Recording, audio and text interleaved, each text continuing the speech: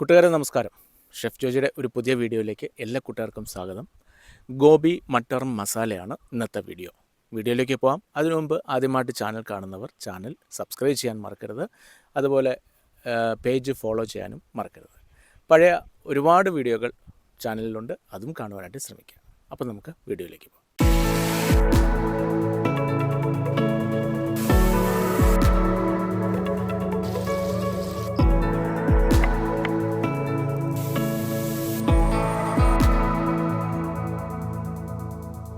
ഗോബി മട്ടർ മസാല തയ്യാറാക്കുവാനായി ആദ്യം ഒരു ഫ്രൈങ് പാൻ എടുക്കാം.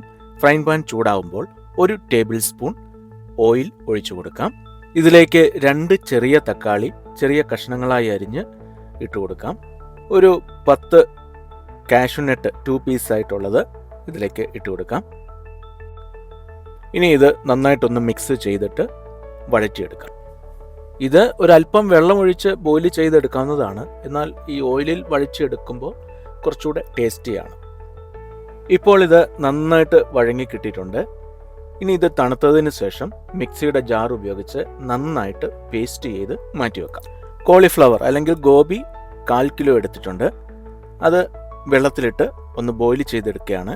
ഒരല്പം മഞ്ഞൾ പൊടിയും കൂടി ചേർത്ത് ഇത് ബോയിൽ ചെയ്യാം. ഇതുപോലെ ഒന്ന് ബോയിൽ ചെയ്തിട്ട് ഇത് ഊറ്റിക്കളയുകയാണെങ്കിൽ ഈ ഗോപിയിലൊക്കെ പറ്റിപ്പിടിച്ചിരിക്കുന്ന കീടങ്ങളൊക്കെ നശിച്ചു പോകുവാൻ സഹായകരമായിരിക്കും. ഏകദേശം ഒരു 2 മിനിറ്റ് മാത്രം ഇത് തിളച്ചതിന് ശേഷം ഇത് നമുക്ക് വെള്ളം ഊറ്റിക്കളയാം. ഗോപിയുടെ വെള്ളമെല്ലാം ഊറ്റിക്കളഞ്ഞതിന് ശേഷം അത് നമുക്ക് ഫ്രൈ ചെയ്തെടുക്കാം. അതിനാവശ്യമായിട്ടുള്ള കുറച്ച് ഓയിലെടുത്ത് അതിൽ ഇതുപോലെ നമുക്ക് അതൊന്ന് ഫ്രൈ ചെയ്തെടുക്കാം. ചെറിയ രീതിയിലൊന്ന് കളർ മാറുമ്പോൾ തന്നെ നമുക്കിതിങ്ങ് കോരിയെടുക്കാം. ഇനി ഗോബി മട്ടർ മസാല തയ്യാറാക്കുവാനായി ഒരു ഫ്രൈങ് പാൻ എടുക്കാം. അതിലേക്ക് 1 ടേബിൾ സ്പൂൺ ഓയിലും 1 ടേബിൾ സ്പൂൺ ഗീയും അതായത് നെയ്യും ഒഴിച്ചു കൊടുക്കാം. നെയ്യും ഗീയും ചൂടാകുമ്പോൾ ഒരു 1/4 ടീസ്പൂൺ ജീരകം അതിലേക്ക് ഇടാം. ചെറിയ ജീരകമാണ് ഇതിൽ ഇടുന്നത്. ജീരകം പൊട്ടിക്കഴിയുമ്പോൾ അതിലേക്ക് ചെറുതായിട്ട് അരിഞ്ഞ 1 ടീസ്പൂൺ ഇഞ്ചിയും ചെറുതായിട്ട് അരിഞ്ഞ 1 ടീസ്പൂൺ വെളുത്തുള്ളിയും ചേർക്കാം. അതിലേക്ക് ഒരു 2 പച്ചമുളകും കൂടി കീറിയത് ഇട്ട് കൊടുക്കാം. ഇനി ഒരു സവാള ചെറുതായിട്ട് അരിഞ്ഞത് ഇതിലേക്ക് ചേർത്ത് കൊടുക്കുകയാണ്. ഇതെല്ലാം കൂടി ഒരുമിച്ചൊന്ന് വഴറ്റിയെടുക്കാം. സവാള ഇപ്പോൾ ഒന്ന് വാടിക്കിട്ടിട്ടുണ്ട്. ഈ സമയത്ത് ചെറുതായി അരിഞ്ഞ ഒരു ക്യാപ്സിക്കം അതിലേക്ക് ചേർത്ത് അതും കൂടി ഒരുമിച്ച് വഴറ്റിയെടുക്കാം. ക്യാപ്സിക്കം ഇതുപോലെ മസാലയിൽ ചേർക്കുമ്പോൾ ഒരു പ്രത്യേക ടേസ്റ്റ് കറിക്ക് ലഭിക്കുന്നതാണ്. ഇനി മട്ടർ അതായത് ഗ്രീൻ പീസ് ചേർത്ത് കൊടുക്കാം. ഞാനിവിടെ ഫ്രോസൺ ഗ്രീൻ പീസ് ആണ് ഉപയോഗിക്കുന്നത്. അല്ലാതെ സാധാരണ മട്ടർ അല്ലെങ്കിൽ ഗ്രീൻ പീസ് ഉപയോഗിക്കുന്നവർ അത് നേരത്തെ ഒന്ന് ബോയിൽ ചെയ്ത് വെച്ചിട്ട് ഇതിൽ ചേർക്കുന്നത് നന്നായിരിക്കും. ഇപ്പോൾ 1/4 കപ്പ് ഗ്രീൻ പീസ് ഞാൻ ഇതിൽ ചേർത്തിട്ടുണ്ട്. ഇനി ഇതെല്ലാം കൂടി ഒരുമിച്ചൊന്ന് വഴറ്റിയെടുക്കുകയാണ്. ഇനി സവാളയുടെ കളറൊക്കെ ചെറുതായിട്ടൊന്ന് മാറി വരുന്ന സമയത്ത് നമ്മൾ ആദ്യം പേസ്റ്റ് ചെയ്ത് വെച്ചിരിക്കുന്ന തക്കാളി ഇതിലേക്ക് ചേർത്ത് കൊടുക്കാം. ഇനി ഇത് ഒരുമിച്ച് മിക്സ് ചെയ്ത് നമുക്ക് വഴറ്റിയെടുക്കാം. ഇത് നന്നായി ഒന്ന് മിക്സായി വരുമ്പോഴത്തേക്കിന് നമുക്ക് മസാലപ്പൊടികളെല്ലാം ചേർത്ത് കൊടുക്കാം. ഇതിലേക്ക് 1/4 ടീസ്പൂൺ മുളക് പൊടി, 1/4 ടീസ്പൂൺ മല്ലിപ്പൊടി, 1/4 ടീസ്പൂൺ മഞ്ഞൾ പൊടി, 1/4 ടീസ്പൂൺ കുരുമുളക് പൊടി, 1/4 ടീസ്പൂൺ ഗരം മസാല പൊടി, 1/4 ടീസ്പൂൺ ചാട്ട് മസാല, ഇത്രയും ചേർത്ത് ഇത് നന്നായിട്ടൊന്ന് മിക്സ് ചെയ്ത് കൊടുക്കാം.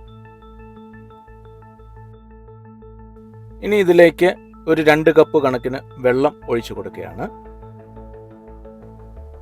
നന്നായിട്ട് ഒന്ന് മിക്സ് ചെയ്ത് എടുക്കാം. അതുപോലെ ഈ സമയം ഇതിനാവശ്യത്തിനുള്ള ഉപ്പ് ചേർത്ത് കൊടുക്കുകയാണ്. ഇത് നന്നായിട്ടൊന്ന് തിളച്ചു വരുമ്പോഴത്തേക്കിന് ഒരു 1.5 ടേബിൾ സ്പൂൺ കണക്കിന് കുറച്ച് ബട്ടർ ഇതിലേക്ക് ചേർക്കുകയാണ്. ബട്ടർ ചേർക്കുന്നത് ഈ മസാല കറിക്ക് നല്ലൊരു ടേസ്റ്റ് ലഭിക്കുവാനായിട്ട് സഹായകരമായിരിക്കും. ഇത് നന്നായിട്ട് മിക്സ് ചെയ്ത് എടുക്കാം.